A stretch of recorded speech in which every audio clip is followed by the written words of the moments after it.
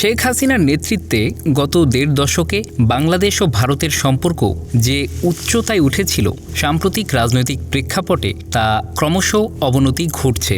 গত ৫ আগস্ট পরবর্তী সময়ে নানা ইস্যুতে নতুন করে দিল্লি ঢাকার সম্পর্ক সাপে নেউলে রূপ পেয়েছে।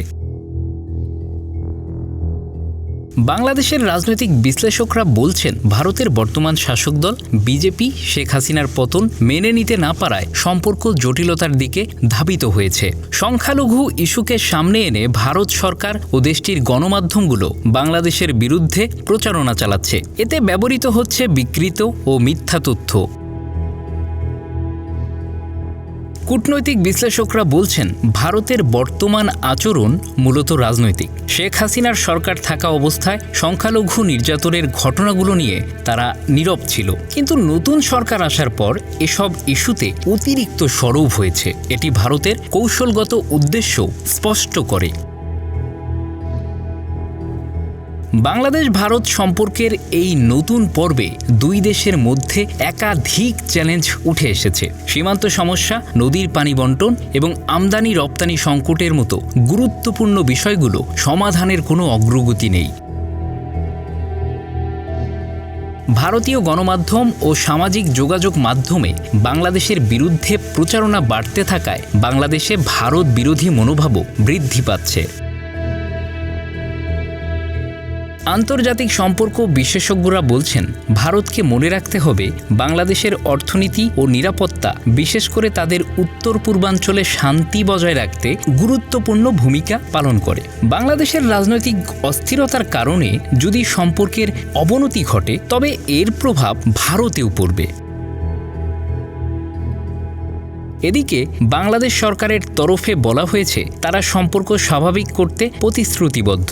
ডিসেম্বরের দ্বিতীয় সপ্তাহে ফরেন অফিস কনসালটেশনে দুই দেশের পররাষ্ট্র সচিব পর্যায়ে বৈঠক অনুষ্ঠিত হওয়ার কথা রয়েছে। তবে এ বৈঠকে শেখ হাসিনার ইস্যু আলোচনায় আনা হবে না বলে জানানো হয়েছে। কূটনৈতিক বিশ্লেষকরা বলছেন, ভারত এবং বাংলাদেশ উভয়েরই উচিত বাস্তবতা উপলব্ধি করা।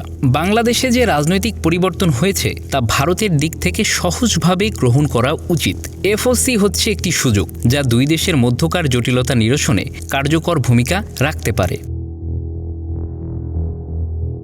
অন্যদিকে ভারতের পক্ষ থেকে বাংলাদেশের বিরুদ্ধে আরোপিত বিভিন্ন নিষেধাজ্ঞা, যেমন ভিসা সীমিত করা, বাংলাদেশি রোগীদের চিকিৎসা দেওয়া বন্ধ করা, সম্পর্কের অবনতির দিকে ইঙ্গিত করে। কলকাতায় বাংলাদেশের উপহাই কমিশনের বাইরে সহিংস বিক্ষোভ এবং ভারতীয় গণমাধ্যমে অপপ্রচারের বিষয়টি নিয়ে বাংলাদেশ উদ্বিগ্ন। ঢাকার পক্ষ থেকে বলা হচ্ছে, ভারতীয় মিডিয়া যেভাবে বাংলাদেশ বিরোধী প্রোপাগান্ডা ছড়াচ্ছে তা কোনোভাবেই সম্পর্ক স্বাভাবিক করতে সহায়ক নয়।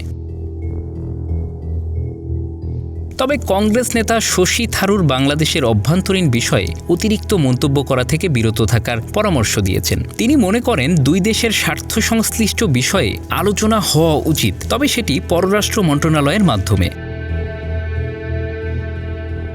বাংলাদেশ ও ভারতের সম্পর্কের এই সংকটময় পর্বে দুই দেশের মধ্যে পারস্পরিক বোঝাপড়া, পুনর্গঠন ও সম্পর্ক স্বাভাবিক করার দায়িত্ব কূটনৈতিক নেতাদের উপর বর্তায়। এফওসি বৈঠকে কি নতুন করে সম্ভাবনার দরজা খুলে দিতে পারবে? উত্তর পেতে আমাদের অপেক্ষা করতে হবে। Bangla affairs news desk.